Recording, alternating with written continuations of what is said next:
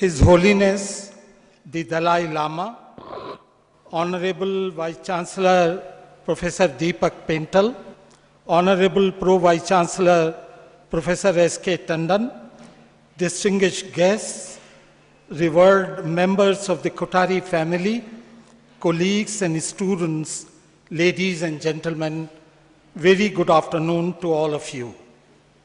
I deem it a great honor to welcome you all on the occasion of Dr. D.S. Kothari Memorial Lecture. We are greatly honored and privileged that this year's Kothari Memorial Lecture is being delivered by His Holiness the Dalai Lama. Perhaps it is the best tribute by the university to late Dr. D.S. Kothari to have this lecture on ethics and delivered by His Holiness. I may mention that this is the last session of the two-day activity, which included a very stimulating lecture by His Holiness, What is Life All About, followed by a dialogue between selected DU students and faculty and His Holiness. This unique activity was conceived and planned by Professor Vivek Suneja, Dean Planning, who I believe is a true follower of Mahatma Gandhi's twin principles of ahimsa and truth, and by Professor Meenakshi Thapar, Department of Sociology. We would like to acknowledge our deep gratitude to them. Delhi University is propitious to have Professor Deepak Pental as a young, dynamic, and proactive Vice Chancellor, who took up the challenge of bringing this university as one of the top universities. Besides many academic achievements to his credit, during the last 5 years, he made concerted efforts to attract bright and talented young teachers and researchers in Delhi University from abroad and from within the country by providing them necessary infrastructure, housing, and other facilities. We are indeed happy that in spite of his busy schedule, he agreed to preside over this function. May I request him to welcome the distinguished speaker, His Holiness the Dalai Lama, and say a few words on this occasion.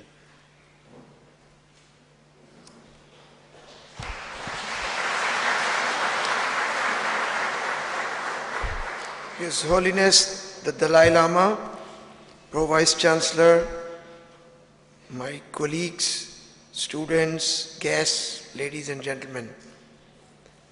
I am delighted that this year's Kothari Memorial Lecture is being delivered by His Holiness the Dalai Lama.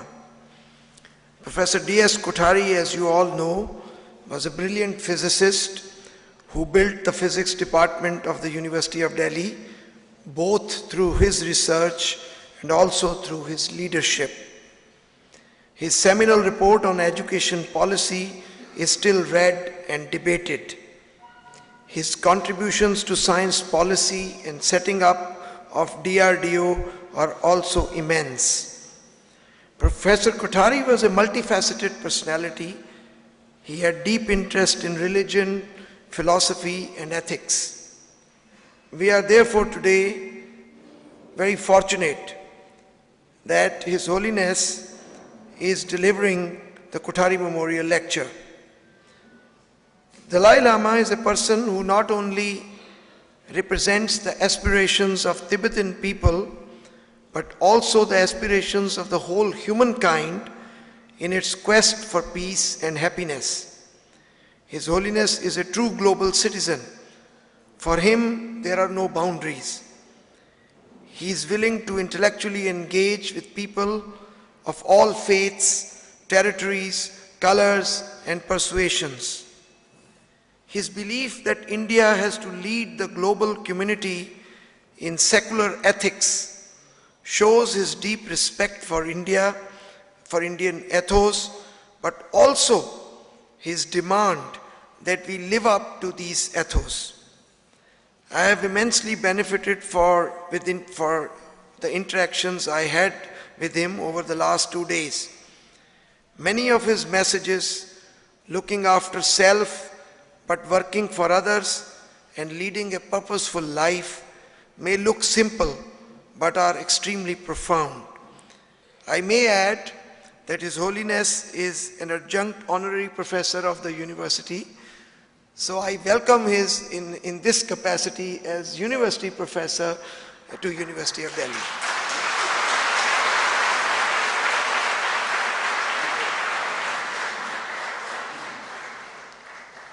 We are happy that many revered members of the Kothari family, including Professor L.S. Kothari, the eldest son of late Dr. D.S. Kothari, and an eminent physicist, are present here.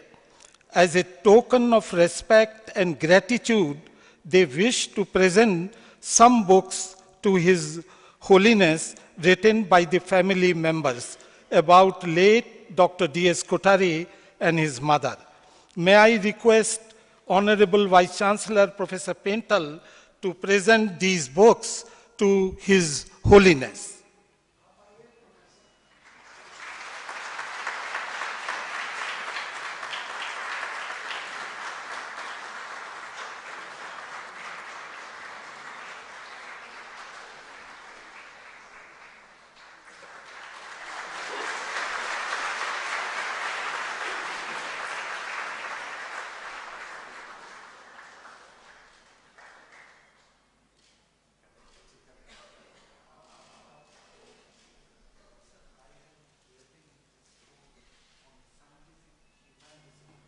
Repositioning Indian education, which I would like to. Oh, wonderful.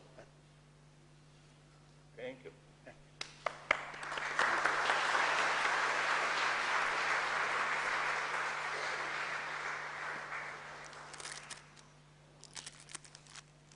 Well, now, although many of you in this audience do not need any introduction of late Dr. D.S. Kothari, but for the benefit of our young scholars and students present here, I would like to highlight very briefly some aspects of his productive life. Late Dr. D.S. Kothari was a renowned scientist, an outstanding teacher, a great educationist, a highly successful organizer, and above all, a remarkable human being, a true Gandhian in thoughts, words, and deeds. Born on July 6, 1906, in a school teacher's family at Udaipur, Rajasthan. He had his early education in his hometown and then in Indore. He joined Allahabad University for graduation. It is here that he came in contact with Professor Raman Saha, who recognized the genius and talent of young Kothari. He passed his MSc examination with first position in the class.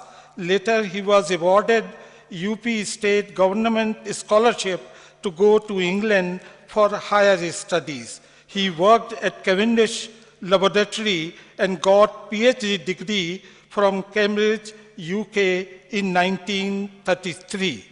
In 1934, he joined Delhi University as reader and head of the physics department. Dr. Kothari was one of the architects of Delhi University. His active association with the university and the physics department was for about 6 decades. It was primarily due to his leadership that within a very short period, Delhi University Physics Department became a leading center of teaching and research. Soon after independence, the country, under the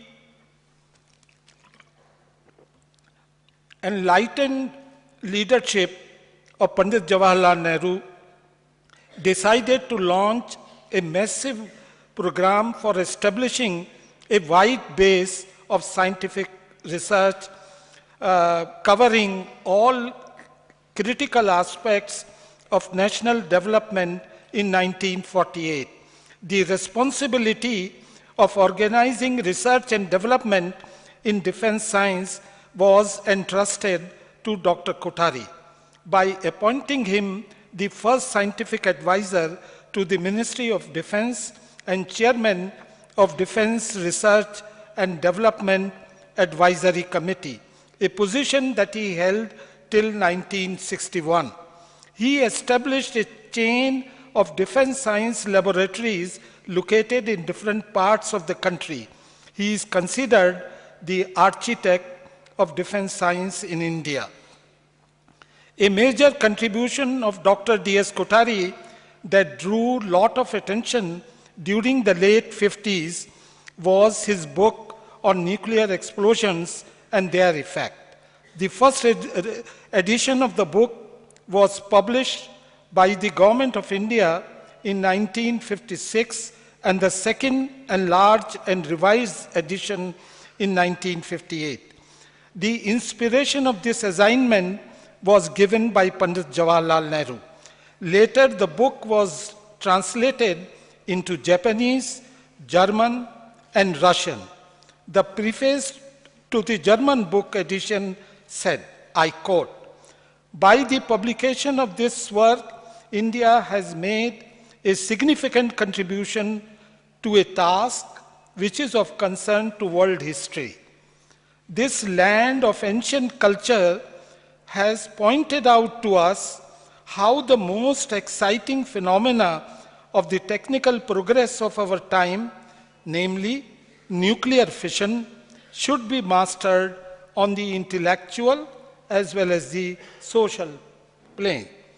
The next phase of his productive life was devoted to improve the status of education at all levels.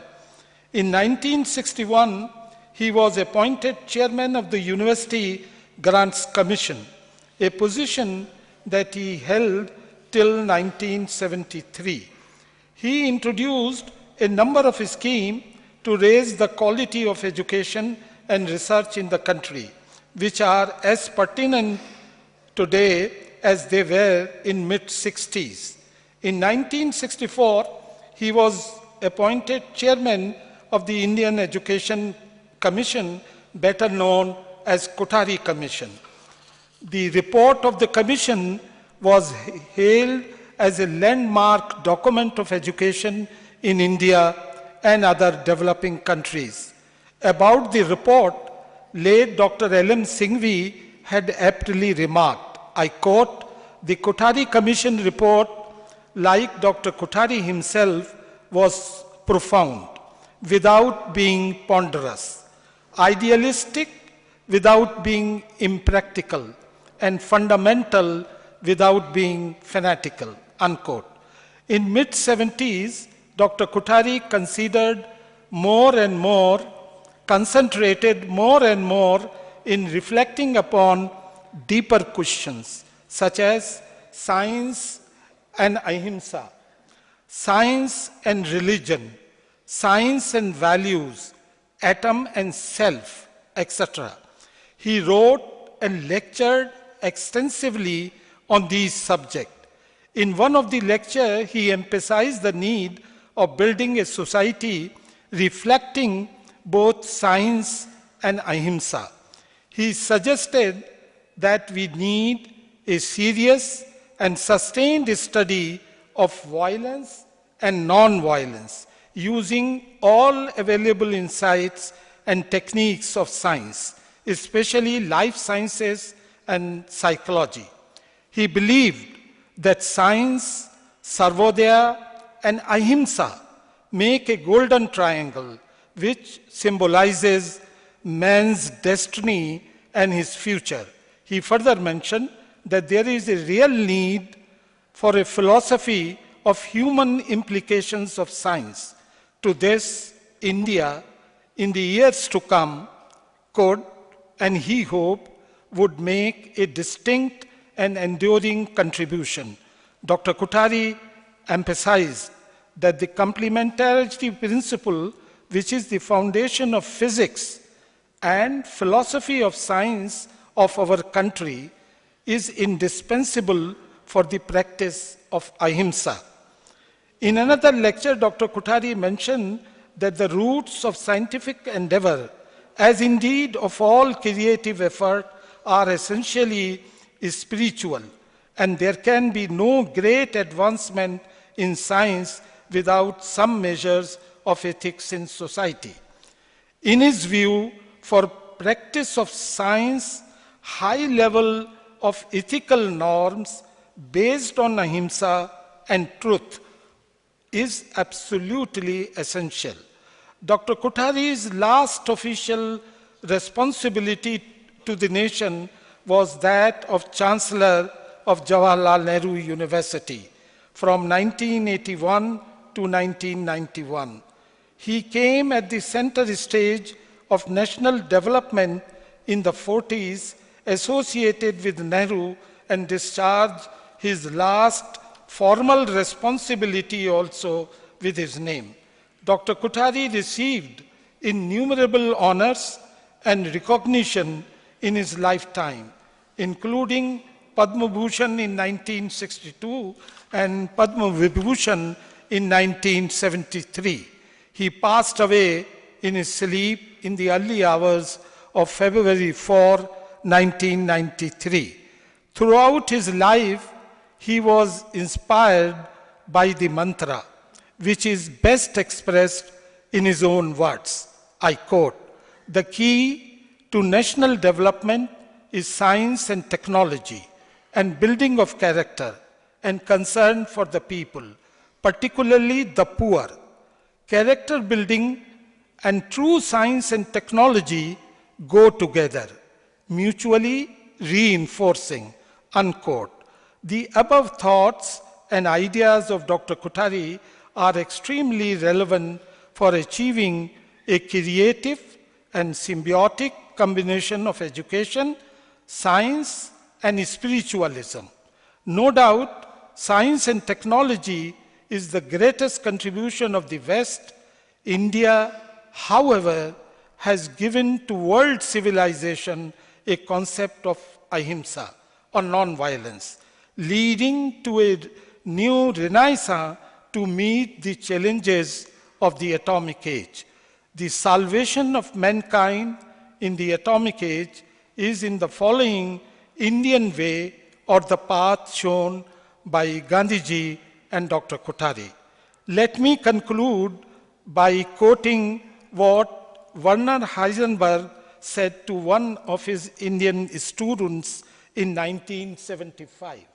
He said, I quote, "You know, in the West, we have built a large, beautiful ship. It has all the comforts in it. But one thing is missing. It has no compass and does not know where to go. Men like Tagore and Gandhi and their spiritual forebears found the compass.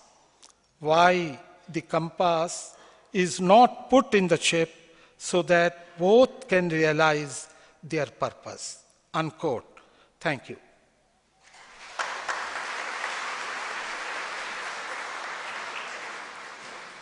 May I now invite His Holiness the Dalai Lama to deliver this year's Kothari Memorial Lecture. He will speak on ethics for the new millennium, a subject of great importance and relevance in the atomic age. Thank you.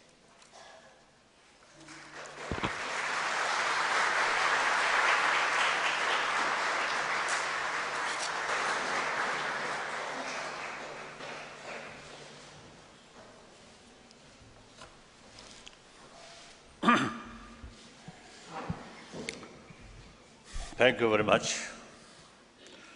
You give me this opportunity to talk.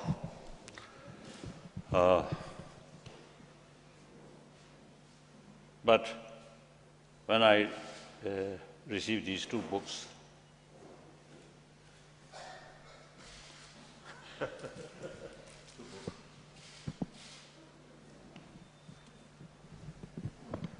so this vision and values, and then someday science, defense, education, ethics. And then this book, I think you give scientific humanism,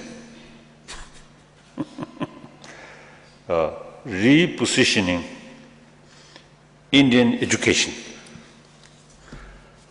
I think instead of listen my talk, please read these books. I think that's better.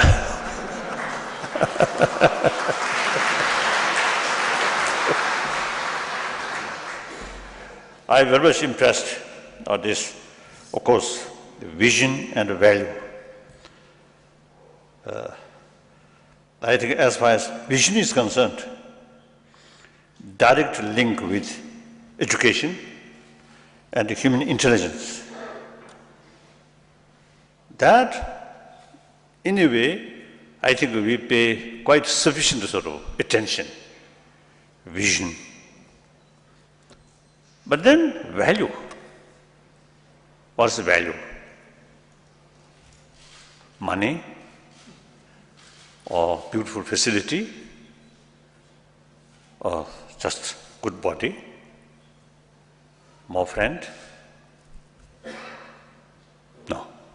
Of course, these are part of value, but not real value. Value means you must get some, long-lasting benefit. That's real value. Money value, even fame, fame may bring more worry, more anxiety, more stress, more suspicion. A friend also, just a mere friend, I think most cases, friend of wealth, friend of power,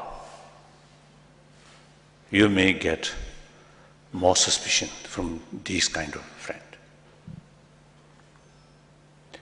Genuine human friend come only on the basis of warm-heartedness.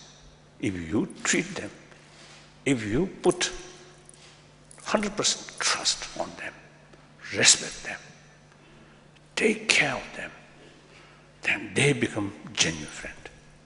That's a reliable friend. And day-to-day sort of, the happy mood. Money alone cannot bring. Power, no. Again, inner value. So, vision with value, what? Then, individually,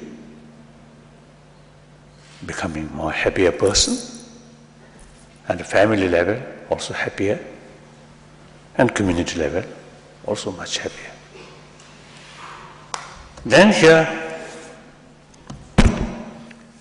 what kind of value?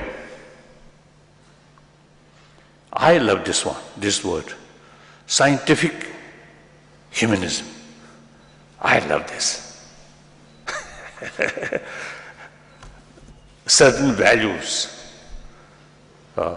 based on faith. Faith towards something mysterious. So long it works, okay, very good. But not very sound. But the value means, humanism, basic human kind, human nature, I believe gentleness.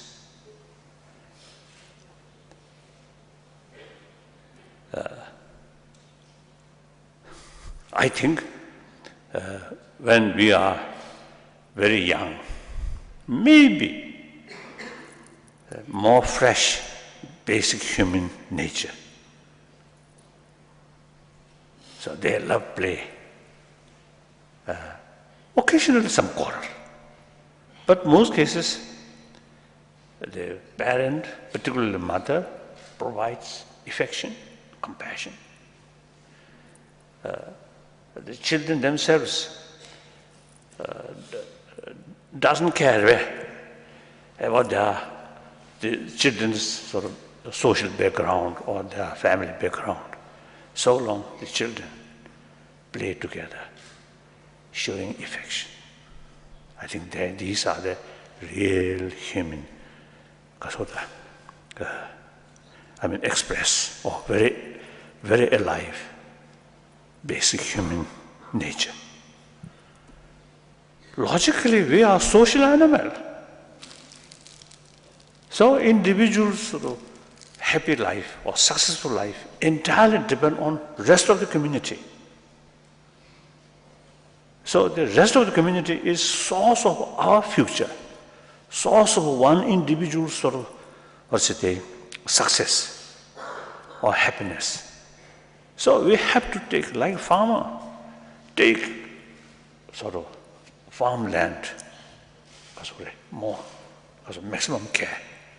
Not love the soil, but that is their future. Their income, money come from that soil.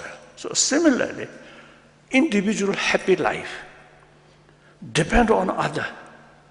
So that others are basis or source of our fortune.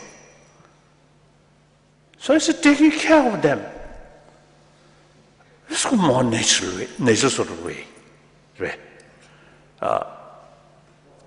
I think artificial sort of thinking, I'm independent. I never depend on them. Then exploit, cheating, lying, bully. In reality, long run, you are cutting or destroying basis of your own future. There's nothing to do with religion, I feel. So humanism, basic human nature is more gentleness. Gentleness not come from dullness. Gentleness come from full alerted mind, sharp mind, but more balanced with warm-heartedness. Then real human gentleness comes. So these not come from God or not come from sky or above, but come from within. So that's humanism. I think some sort of, because of the some way to look, that's it. Humanism. So that means also scientific. More research, we get more concrete sort of examples or concrete sort of experience. So that is scientific, not a mysterious thing. So I love this scientific humanism. So then perhaps I think Kodari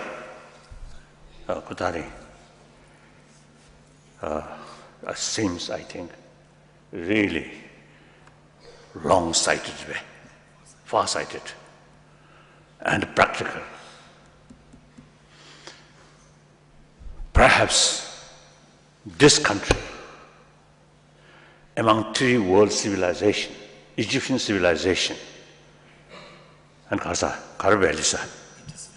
Indus Valley civilization, and Chinese civilization, I think among these three civilizations, as far as I know, of course my knowledge is very limited, but as far as I know, this Indus Valley, or Indus Valley sort of civilization. That's the basis of India's civilization.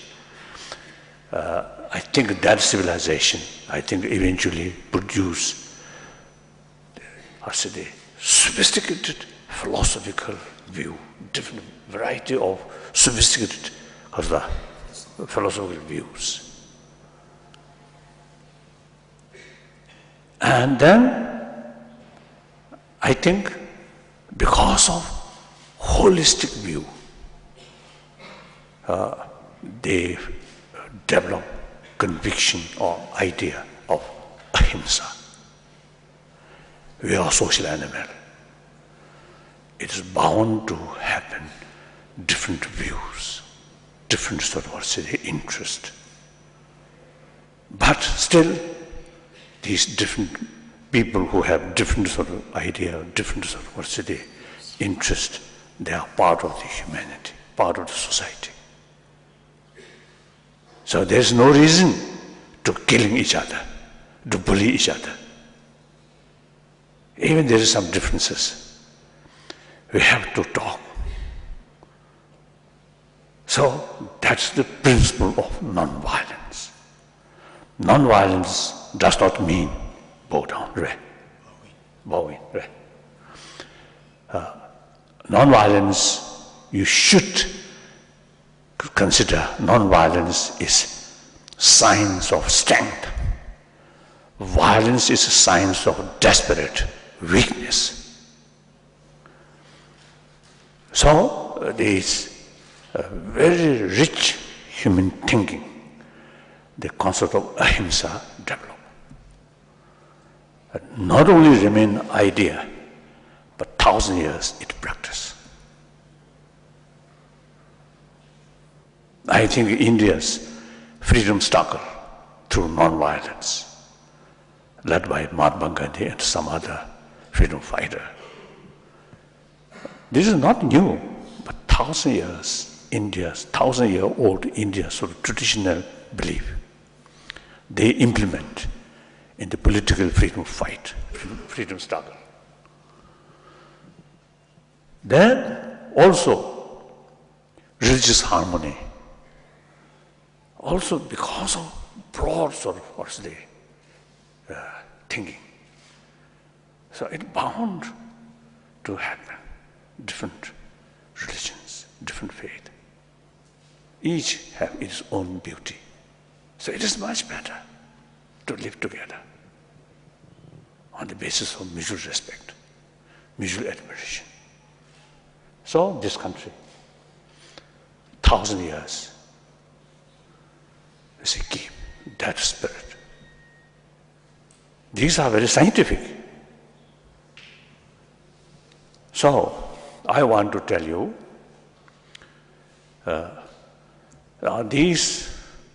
mainly these two things, non-violence, ahimsa, and religious harmony. These two things are traditional India's, treasures, India's richness. And that, not proper, just put in museum, but these treasures must be living culture. Our daily life must carry according to these values.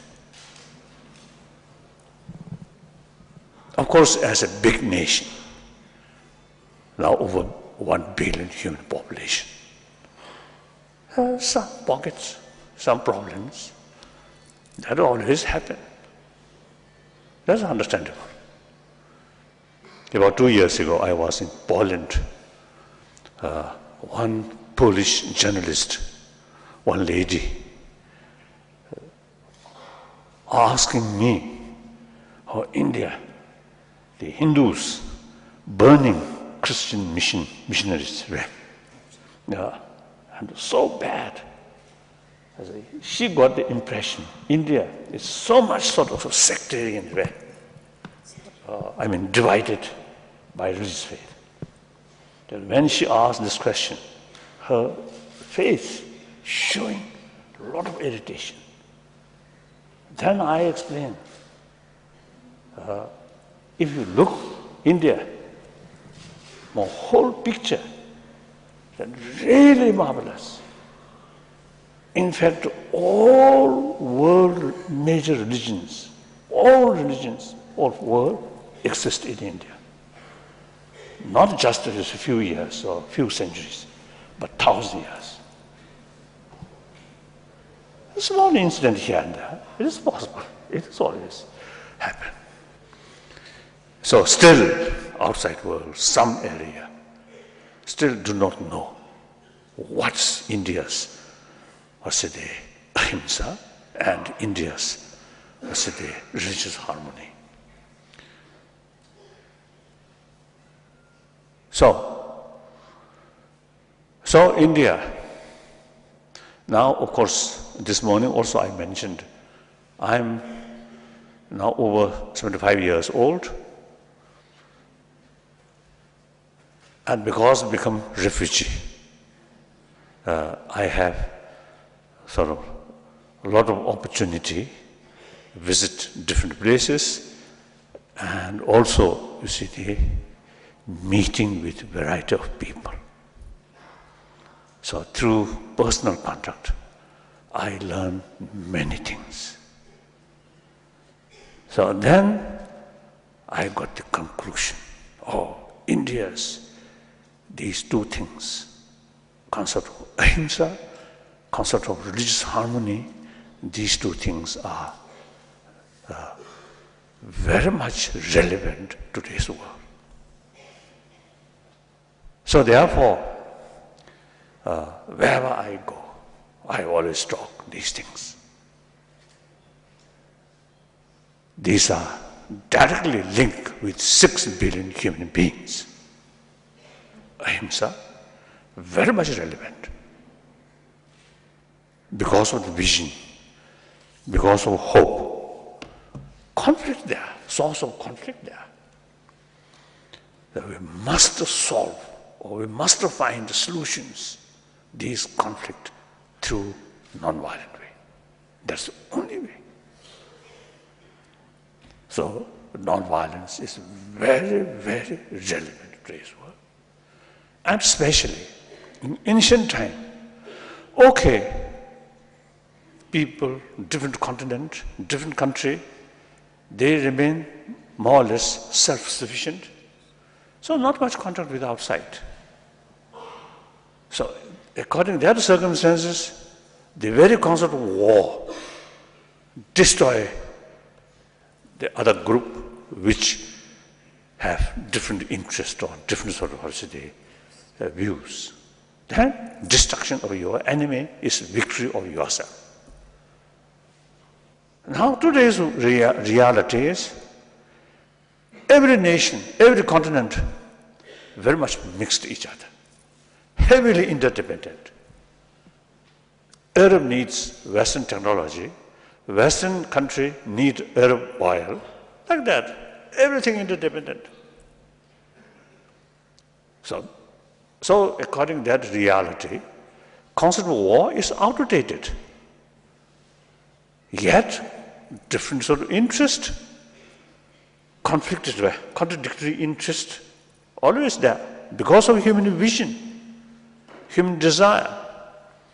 Then we must find effective, practical method to solve these things. That's dialogue with non-violent principle.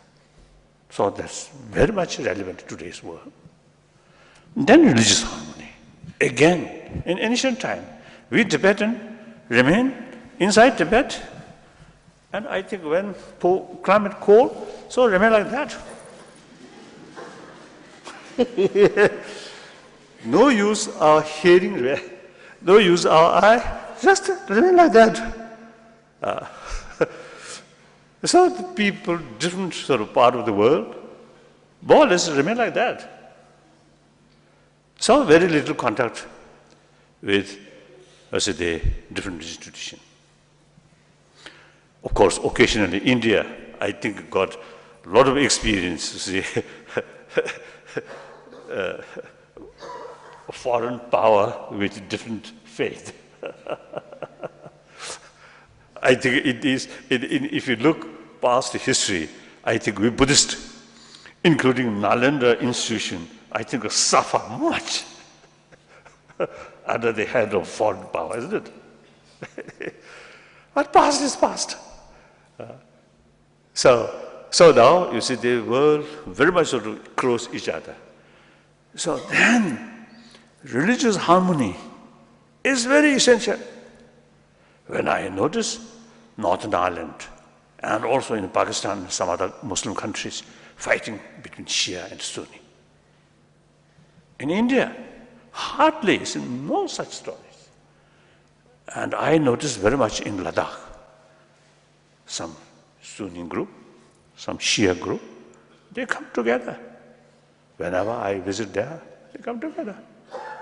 So on occasion I suggested, now you from two community live harmoniously with respect, no sort of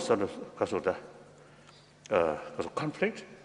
So you should visit these Muslim brothers, sisters country where problem between Sunni and Shia. So Indian Muslim, I think, can make some contribution. And different sort of the religious group in this country, I think many occasions I express now India's 1,000-year-old tradition of ahimsa and religious harmony, now time come to more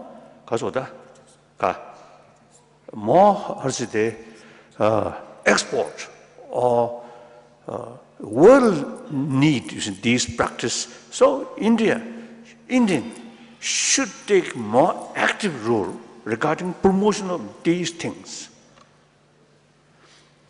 So therefore these things, and then scientific, this now already I mentioned, then scientific humanism, this, I'm Buddhist. But since my childhood, I have sort of deep faith or interest about science. And then gradually, through Buddhist study, my mind becoming more scientific. Unless concrete sort of evidence, they are difficult to believe. So scientific way of approach, and Buddhism in general, particularly Nalanda sort of because monastic institution sort of way of thinking is exactly scientific thinking. Even Buddha's own word, these Nalanda, according to Nalanda tradition, they don't accept easily, examine. Even Buddha's own word. This word, if you accept literally, it contradicts with our investigation or with reason. So then they do not accept that word. And Buddha taught that for a certain purpose. So that's very scientific way of thinking. Buddha himself, this morning I also mentioned, the Buddha himself used to stated, "Oh, my follower, bhikshus and wise men, should not accept my teaching out of faith, but rather through thorough investigation and experiment." This is very scientific thinking. So now we need the method promote human value, human compassion, human affection, not based on quotation, but based on actual experiment. That now scientists, latest scientific finding, they confirmed healthy body highly related with healthy mind. peaceful mind, calm mind, very important factor for good health. Few occasions in America, some scientist actually carrying, some professor actually carrying as a pilot project. Some say, some group of people and carry some lesson about training of mind, including mindfulness. Before they start, they check everything, blood pressure and amount of stress or mood, everything. And after few weeks, they again check. They found differences. Blood pressure low, because of lower, and person, too much nervousness, people more calm. They actually notice. The other day I just mentioned another example. The guinea pig, two guinea pig, wounded two guinea pig. One with another guinea pig who constantly receiving licking, the wounded one. One just alone. Then they discover the guinea pig who have same wound but recover much faster the guinea pig who receive constantly licking from other. They have no religion, no constitution, nothing. But biological response, someone show affection, they recover of the wounded much faster. So I think everybody knows those people who receiving maximum affection at the time of because of the child, in deep insight, much more stable. And those people who, no matter what is the highest sort of position or highest sort of success life, who are lacking at the time of their childhood, lack of affection, in deep insight, some sense of insecurity. There. So therefore, these are concrete sort of the proof.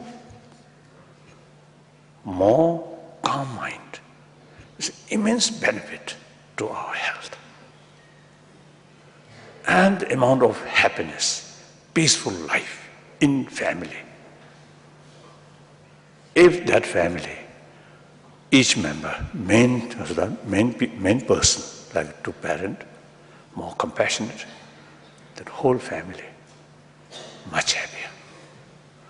Even visitors, friend, as soon as they reach that family, they get some kind of warmth. Even animal, cats, dogs also. I don't know, bad bugs are there. Bad bugs or mosquito, whether they appreciate that sort of warm atmosphere, I don't know. Maybe, for them, maybe more tougher sort of attitude. As soon as they enter and go like that, maybe better. So anyway, recently, I met in my audience in Japan recently, one Japanese, she told me, she visited Tibet recently. So one day in the car, some mosquito there. She, I think, going to catch or kill. Then the Tibetan driver say, oh, no, don't kill. And then open the window and release. Then also the hotel where she lived. Again, some fly used to come. Then all those, all those Tibetans, they sort of, they jointly, you see, try to catch, you see, that fly, then throw out outside, release from the window, like that. She told me she very much impressed. I also have this same sort of experience. One occasion in Prague, the meeting was Forum 2000. At break, lunch period, each, you see, collect some food and then sit somewhere and enjoy meal.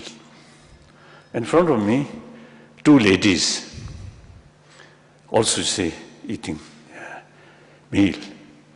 And then one fly, you see, come. And I was stuck on carpet. Then one lady did that. I just keep quiet. And not nice to protest. Other occasion, my plane from Delhi to Kasa yegi, Assam side Kasa, Guwahati. It stopped at Bagdora. Some tourist, some European group there. So while we stopped at Bagdora, they came to see where I sit. You see, they came towards me. And then one mosquito come. Then one lady do like that. Then I shout, "Oh, don't do that." Then on that spot, that right moment, they promised me in future they won't kill. Like that. So you see, I think through culture heritage, non-violent cultural heritage, you see, these kind of things become habit. So person who don't care about other animals' life, then gradually these people don't care about other human beings' life. Right from the beginning, keep some kind of sort of habit, not killing other. Then towards human being, no question. So in any way, happy family, happy community. I think some occasion I suggested within community, say 10 family made some kind of agreement within their compound survey, their circle. Create zone of peace. That should not sort of start quarrel within that. And members of that family, that group, constantly keep the principle of non-violence. And whenever find some difficulties or conflict, solution through dialogue. Make habit. Then 10 family eventually can expand 20 family, 100 family, 1,000 family. One time I suggested to one my friend, Mexican friend, I told, and then later they also, you see, create some kind of, non-violent zone or something. Step by step. If we just expect something, big things happen from the government level or United Nations, it's unrealistic. We individual community, individual family must start. So now is my main point is I want to share with you is the 1,000 years, I think in this country, this sort of continent, really makes tremendous sort of contribution for well-being of humanity. Now this country lasts now nearly 70 years. You got independence, Indian Union, compare neighboring state, very stable. During emergency, some fear, but after election, Congress lost. No single shot. Janata Party or opposition party took power very smoothly. That's a sign of India's deep-rooted democracy. So it is really wonderful. And to compare these neighboring states, very stable. Sometimes in the parliament, a little noisy there. That's a good sign, isn't it? But at least the Indian parliament, I think, never use the chair shooting. I don't think. Isn't it? Never happened. Did it happen? No. Not happened. I think in Taiwan parliament, using chair. So anyway, I think India, as far as democracy is concerned, I think people, generally speaking, I think very matured. So now, I think, and also in 50s, 60s, non-alignment, concept of non-alignment. Anyway, just a reaction about NATO or CENTO or these things. But anyway, these also, the sort of indication or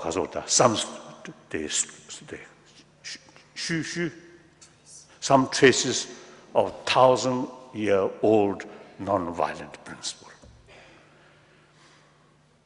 So now, my main point is, time come, younger generation of this country, particularly student of these big university, now time come, you must make every effort to promote non-violence principle and religious harmony, firstly within the country, and then rest of the world.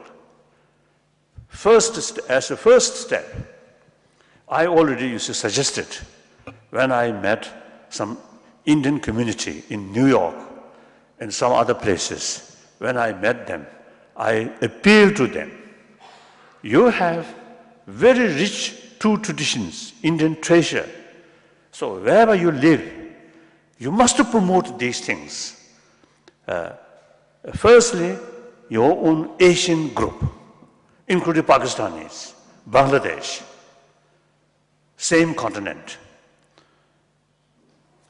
built harmony, religious harmony, and ahimsa. Then invite some of the European people.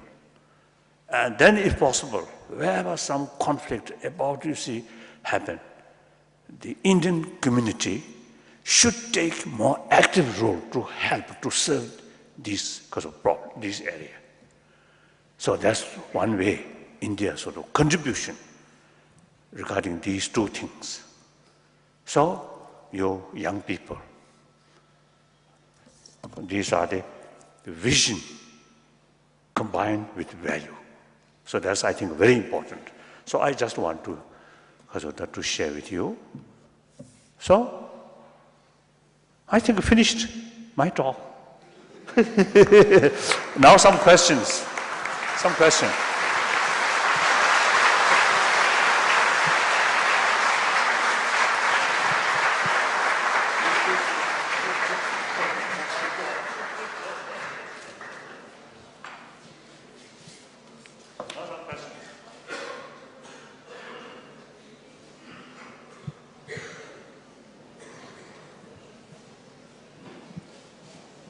Thank you, sir, for your very thought-provoking lecture, which I'm sure would have ignited the minds of our young students and scholars present here in this hall.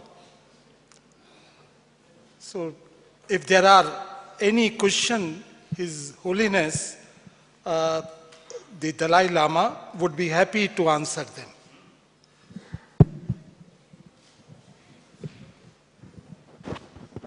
No.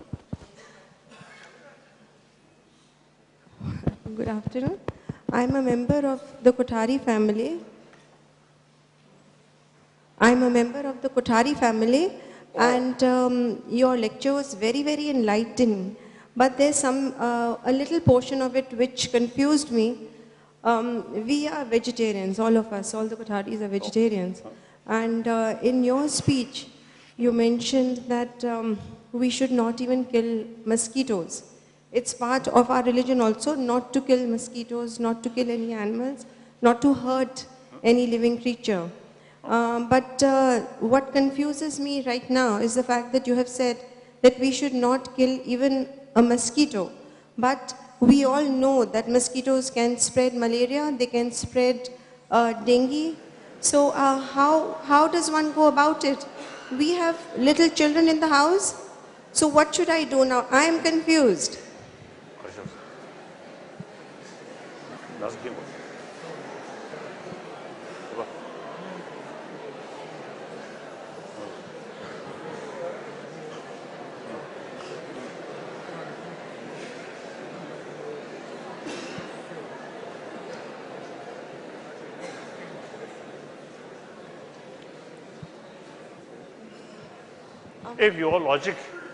If your logic goes further, then every human being who has some disease who might get from them, then these people also must eliminate.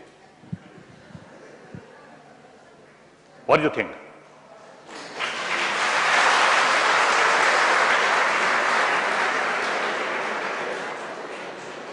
Those, or say, AIDS patients, right? AIDS, and some other leprosy or some other thing, who usually, and also tuberculosis. You see, doctor always say, must isolate. So these people also is a source of disease, so must eliminate. Of course, big differences, human life and mosquitoes' life, big differences. But basically, same. They also living sentient being. They also want to survive. We have no authority to eliminate these things.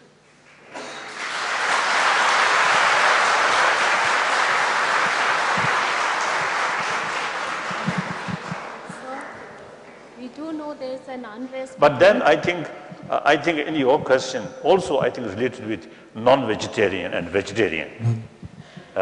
Often you see raised that question. Yes, basically vegetarianism is very important. Ecological viewpoint, health viewpoint, ahimsa viewpoint, vegetarianism is excellent. So this country, traditionally, very strong tradition, vegetarian food. And in fact, Indian vegetarian food is very, very tasteful. Much better than Chinese vegetarian. Of course, non-vegetarian food is concerned, Chinese food is better than Indian food.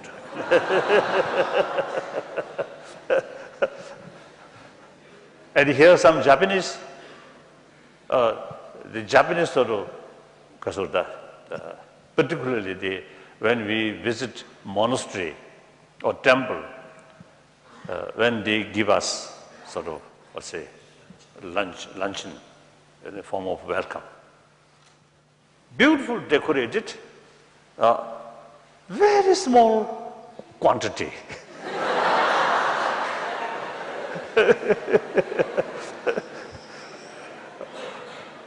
See, when official sort of lunch arranged by those sort of monastery or temple, then I take for granted, now today, my stomach only half, will not full.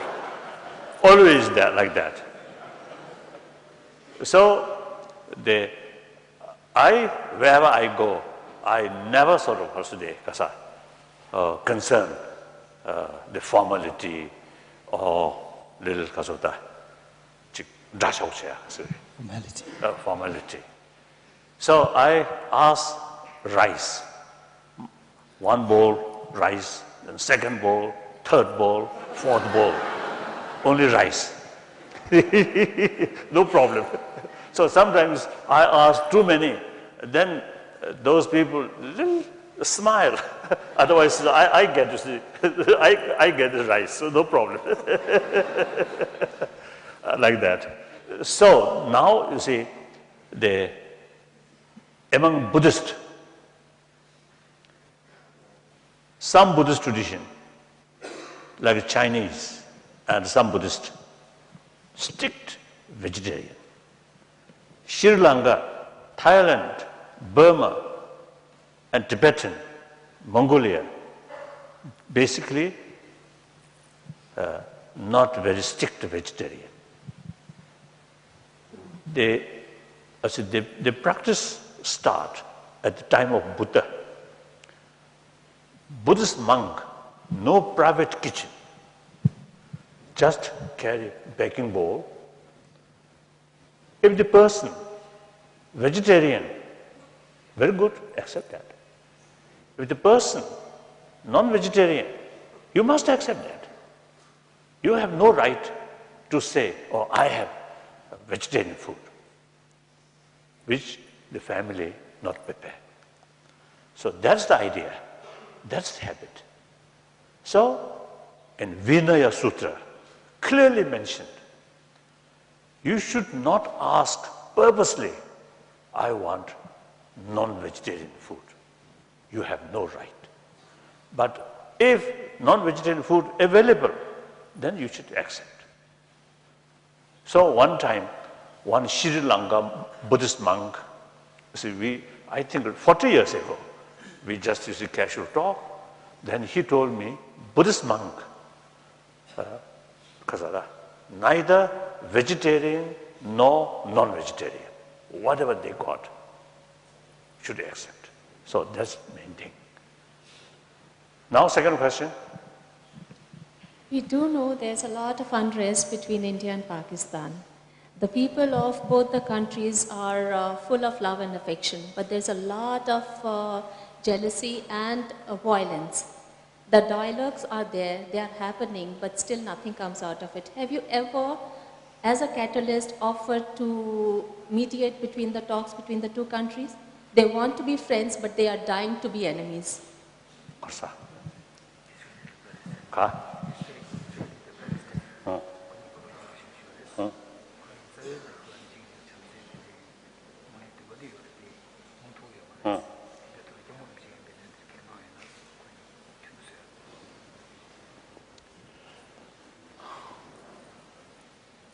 My very, very limited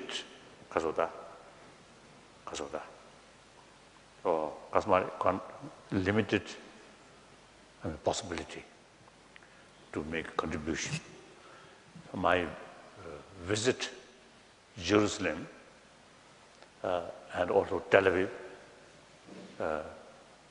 every occasion I met Palestinians, the Jewish.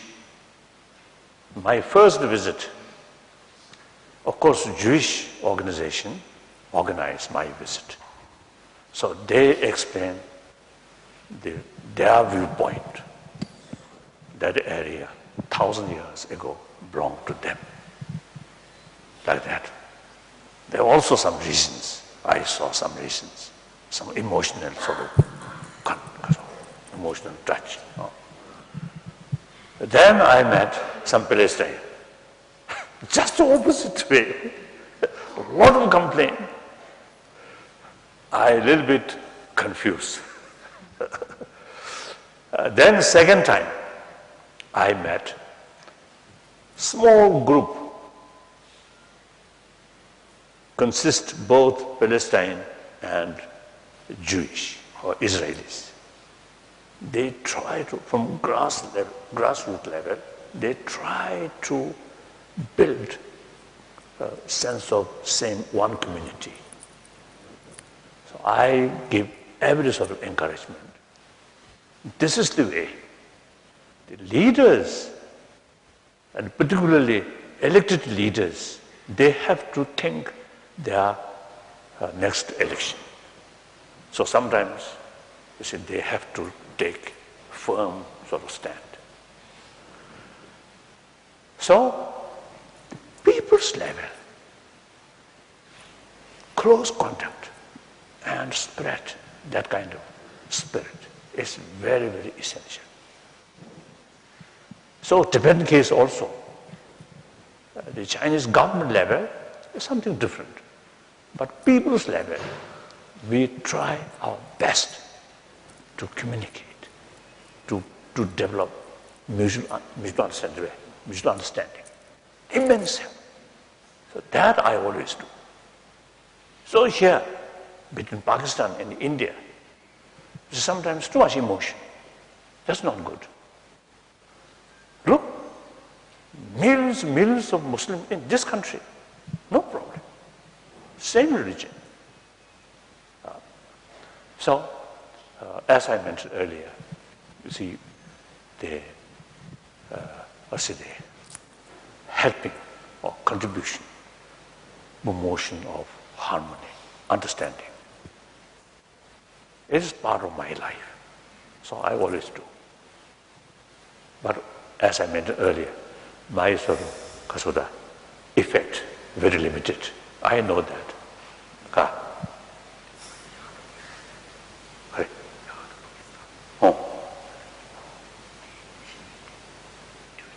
Correct.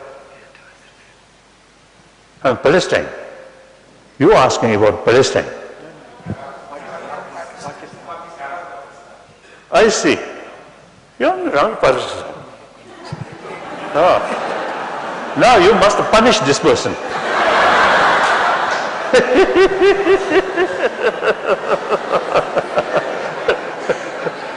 So Pakistan, between Pakistan and India, I think greatest, one of the sort of, I think great tragedy is partition.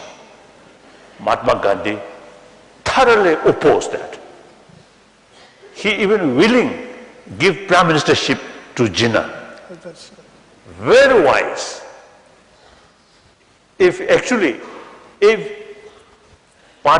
partition did not take place, I think today's Pakistan much stable, much peaceful, no question. And one time, Bino Babaji expressed a concept of ABC, something like that. That means A, Afghanistan, B, Burma, C, Ceylon, Sri Lanka, then India, Pakistan, or some kind of federation. If that far-sighted vision materializes, then this part of the continent, I think, much more stable. No question. So now, I think government side also, you see, from time to time, try to reach some kind of understanding with Pakistan government, and particularly about Kashmir problem. Then people's level. One occasion, this is some Pakistanis, even some retired general, you see, through Nirmala Deshpande, late that lady, very sort of wise, very open-minded. So through her, I got invitation. And my visit, mainly pilgrimage to Lahore Museum to see the Buddha statue, 6 years fasting Buddha statue. Wonderful. So everything arranged. And I think the President Musharraf, he also personally sort of green signal. But the last minute, difficult. So my main intention is, and then few occasions, some Pakistani journalists I met. So my part, try to promote closer understanding India and Pakistan. This tension is really wasteful. In any case, the Pakistan cannot match with India's might. Obvious. So only thing is, live together and this Kashmir problem through discussion and so on. I think that day will come.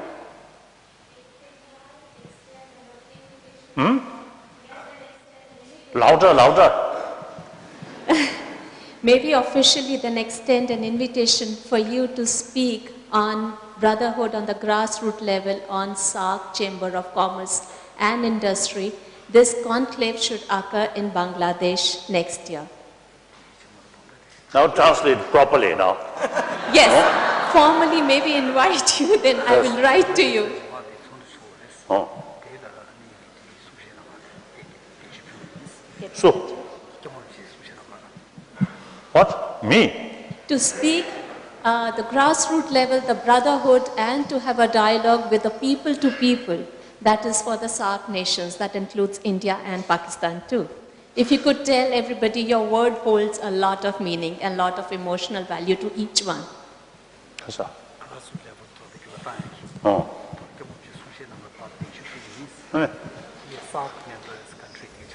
I see. Oh.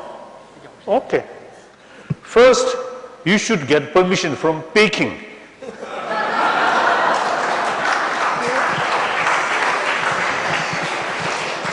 Excuse me, but SAARC Chamber of Commerce and Industry is an independent body which has really nothing to do, it's non-political, non-religious. Only a grassroots level to have business and surge of the economy of the region.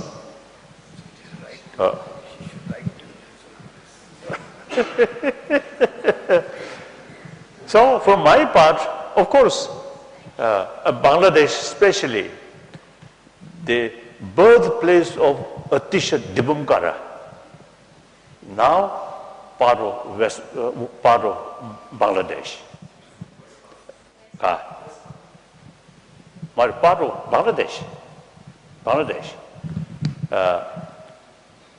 So one time, you see some people, you see, they expressed to me, you see, they want me, give me one sort of permission to go there, Kasachut pilgrimage.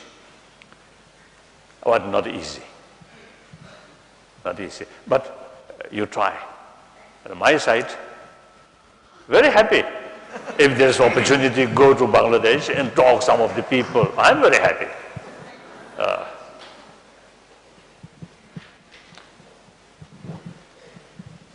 Next question. We as Indians are the preachers and followers of non-violence, but we Hindus also, like, we have Mahabharata and Ramayana where wars were fought. Like, our Lord Rama and Lord Krishna actually led the wars. And we have a section of society called as Kshatriyas whose purpose is to fight. So how do you explain that?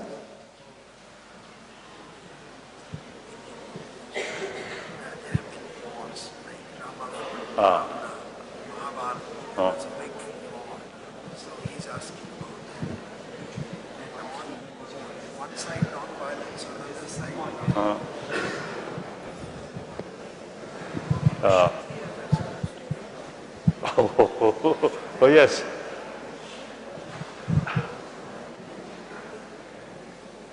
I think some of these stories are, I think, maybe just fiction story. These are, I think, the existing sort of reality, so as a sort of usual practice in ancient time, as I mentioned before, in ancient time, there is clear-cut interest, our interest, their interest. So war, concept of war, start. And according to that circumstances, it is realistic approach. So such things also happen. And Mahabharata, it's a nation sort of interest. That happened. Even among Buddhist country, such things happen. And within Tibet, even in some cases of conflict between different Buddhist sects also is happen. These are mainly nothing to do with religion, but mainly, the economy, power, like that. So basically, Hinduism, Buddhism, I think all major religions opposing violence, because every major religion's emphasis importance of love, compassion, forgiveness. That's the countermeasure for violence. So all major religions talk these things. Whether implement or not, different question. Next question. Oh, I want this to share, maybe half joke. Millions of Hindus, it's your Lord Shivaji. His permanent residence is inside Tibet. So from that viewpoint, Lord Shivaji is Tibetan God. Now for Buddhist, Buddha come from India. Of course, at that time, the Nepal kingdom is not yet there, so small kingdom. So as a Bharat, part of Bharat. So Buddha was Indian. So Buddhist master Buddha, Indian. Hindus, God, Lord Shivaji, Tibetan. So we have some very unique close relations.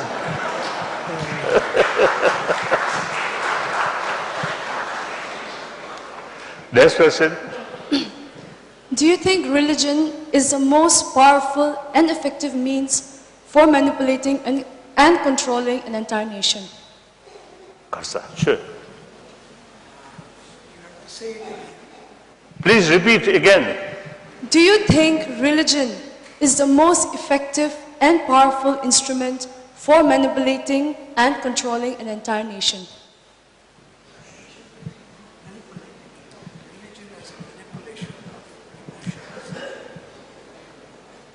Why don't you come a little nearer?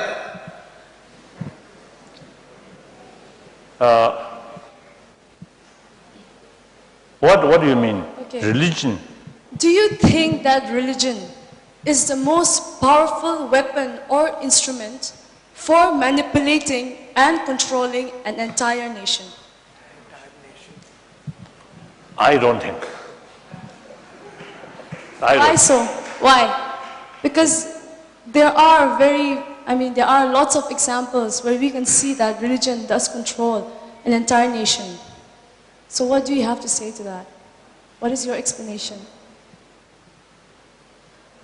Of course, the religious influence in the society is still strong, and particularly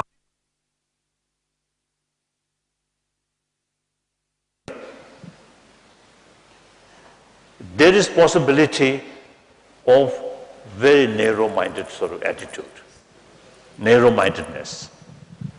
And such case, very easy to manipulate. But world, generally speaking, education, now year by year increasing. And also information, worldwide, newspaper, television, internet. Now, people much better sort of information, informed. So that immense help to develop holistic view. So to such people, maybe very religious minded, but still quite wise enough, wise sort of thinking, difficult to manipulate. So entire humanity, entire nation, through religious, sort of use religion and manipulate, I think difficult. That I think actually we have to oppose exploitation of blind faith. Through that way, manipulate, we must oppose. I am Buddhist. Within Buddhist community, within Tibetan Buddhist community or Chinese community, some wrong person, unqualified sort of teacher, sometimes manipulate. I publicly oppose these people. That's not sort of, I would say, the anti-religion, but serving religion, serving Dharma.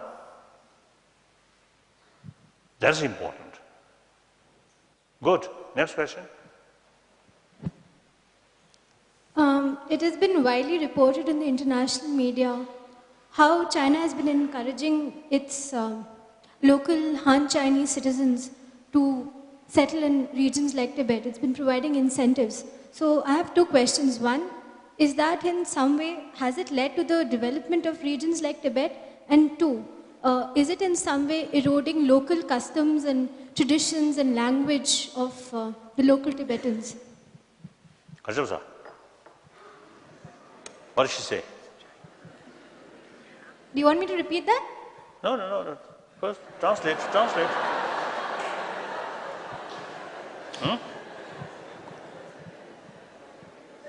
Then they both say, not clear. So repeat. You take me as your interpreter. I'm finishing my term. I have now lots of time. There's a little bit echo. Okay. Tell me. A little bit echo on the stage. Tell me. What's the question?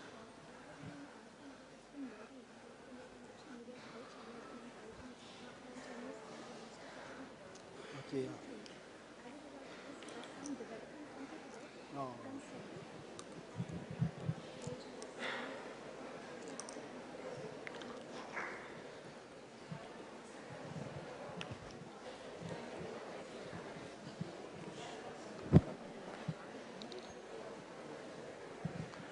Maybe last question. Another.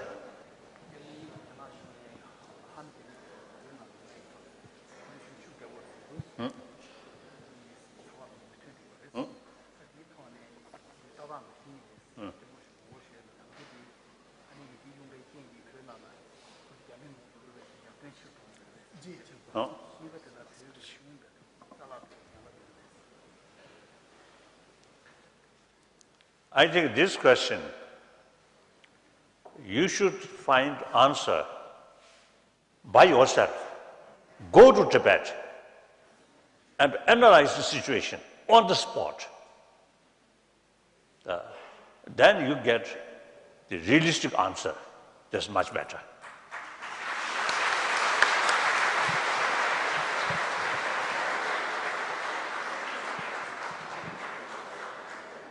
I understand what you mean, but I'd like to have your opinion on this. Kasa.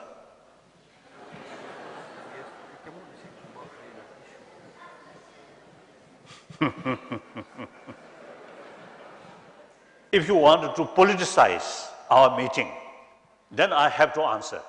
But I don't want to politicize. Last question. So that was the last question. May I? If I can have a last question, please. No. That's all right. May I now request Honorable Vice Chancellor to present a memento from Delhi University.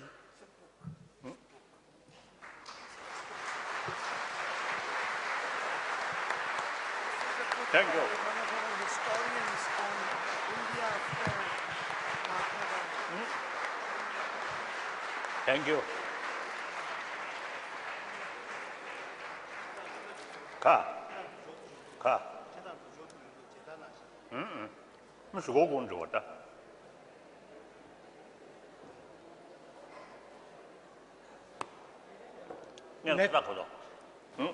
Let me now request our Honorable Pro Vice Chancellor, Professor S.K. Tandon, to make his concluding remarks and present a formal vote of thanks.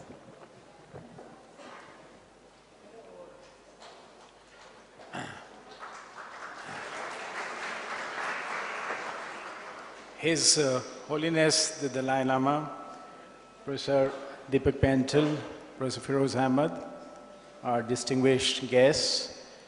This has been one of the most wonderful experiences we have all had at the University of Delhi. It has been very highly elevating and very enriching for each one of us this afternoon. But more than that, His Holiness has a very special way of becoming one with his audience. There is nothing like His Holiness and the audience. It is His Holiness in the audience and with the audience. At every point of time, you feel so endeared to Him. He blessed us by His presence yesterday. He spent a full day answering the questions, interacting and holding a dialogue with young people. And I believe that one of his life's missions now is to promote the message, the 1,000-year-old message of this country, which he has taken upon himself, both ahimsa and secular ethics. And we can only pray to God that He continues to guide us, to counsel us, to bless us, and increase his contact time as an honorary professor with the university and its students.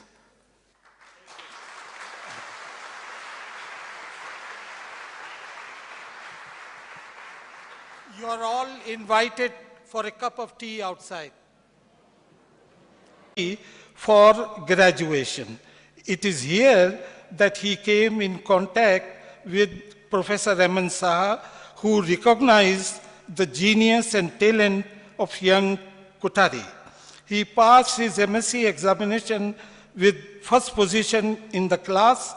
Later, he was awarded UP State Government Scholarship to go to England for higher studies. He worked at Cavendish Laboratory and got PhD degree from Cambridge, UK in 1933. In 1934, he joined Delhi University as reader and head of the physics department. Dr. Kothari was one of the architects of Delhi University. His active association with the university and the physics department was for about 6 decades. It was primarily due to his leadership that within a very short period, Delhi University Physics Department became a leading center of teaching and research. Soon after independence, the country under the enlightened leadership of Pandit Jawaharlal Nehru decided to launch a massive program for establishing a wide base of scientific research covering all critical aspects of national development in 1948. The responsibility of organizing research and development in defense science was entrusted to Dr. Kothari by appointing him the first scientific advisor to the Ministry of Defense and chairman of Defense Research and Development Advisory Committee, a position that he held till 1961. He established a philosophy and ethics. We are therefore today very fortunate that His Holiness is delivering the Kothari Memorial Lecture. Dalai Lama is a person who not only represents the aspirations of Tibetan people, but also the aspirations of the whole humankind in its quest for peace and happiness. His Holiness is a true global citizen. For him, there are no boundaries. He is willing to intellectually engage with people of all faiths, territories, colors, and persuasions. His belief that India has to lead the global community in secular ethics shows his deep respect for India, for Indian ethos, but also his demand that we live up to these ethos. I have immensely benefited for the interactions I had with him over the last 2 days. Many of his messages, looking after self, but working for others and leading a purposeful life, may look simple, but are extremely profound. I may add that His Holiness is an adjunct honorary professor of the university, so I welcome his in this capacity as university professor to University of Delhi.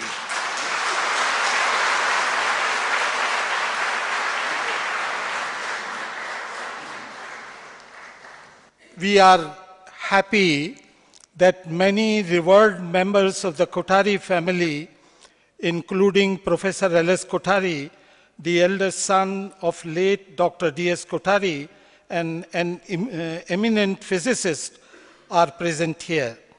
As a token of respect and gratitude, they wish to present some books to His Holiness written by the family members about late Dr. D.S. Kothari and his mother. May I request Honorable Vice Chancellor Professor Pental to present these books to His Holiness.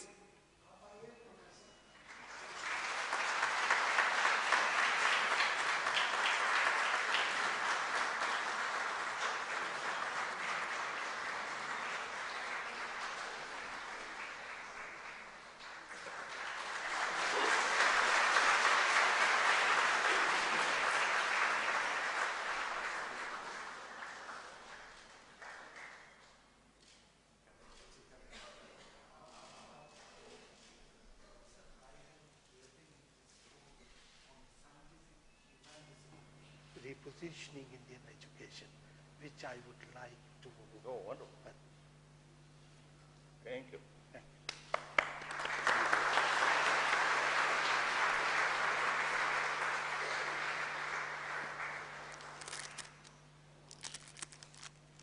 Well, now, although many of you in this audience do not need any introduction of late Dr. D.S. Kothari, but for the benefit of our young scholars and students present here, I would like to highlight very briefly some aspects of his productive life. Late Dr. D.S. Kothari was a renowned scientist, an outstanding teacher, a great educationist, a highly successful organizer, and above all, a remarkable human being, a true Gandhian in thoughts, words, and deeds.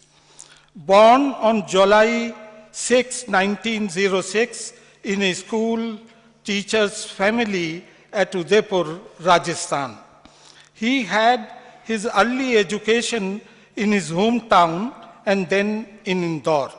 He joined Allahabad University Professor Deepak Pental as a young, dynamic, and proactive Vice Chancellor, who took up the challenge of bringing this university as one of the top universities.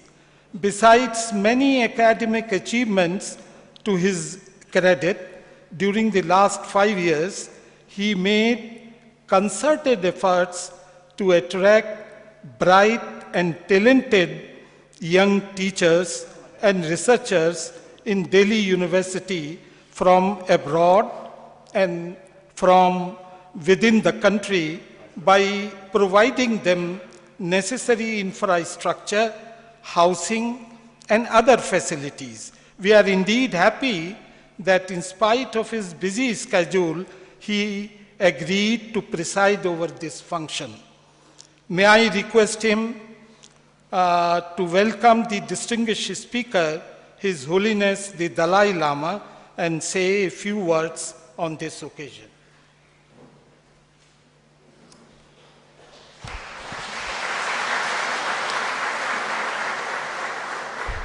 His Holiness the Dalai Lama, Pro Vice Chancellor, my colleagues, students, guests, ladies and gentlemen.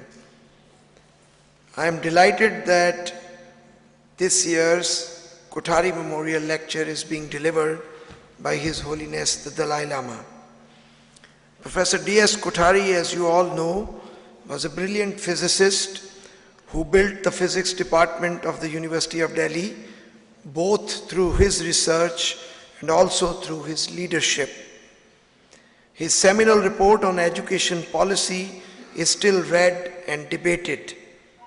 His contributions to science policy and setting up of DRDO are also immense. Professor Kothari was a multifaceted personality. He had deep interest in religion.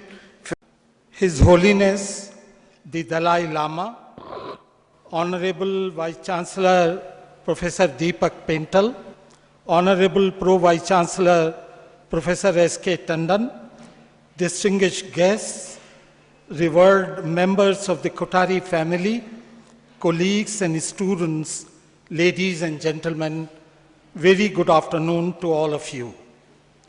I deem it a great honor to welcome you all on the occasion of Dr. D.S. Kothari Memorial Lecture.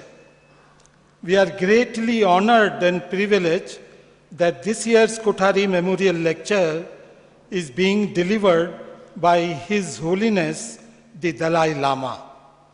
Perhaps it is the best tribute by the university to late Dr. D.S. Kothari to have this lecture on ethics and delivered by His Holiness. I may mention that this is the last session of the two-day activity, which included a very stimulating lecture by His Holiness, What is Life All About, followed by a dialogue between selected DU students and faculty and His Holiness. This unique activity was conceived and planned by Professor Vivek Suneja, Dean Planning, who I believe is a true follower of Mahatma Gandhi's twin principles of ahimsa and truth, and by Professor Meenakshi Thapar, Department of Sociology. We would like to acknowledge our deep gratitude to them. Delhi University is propitious to have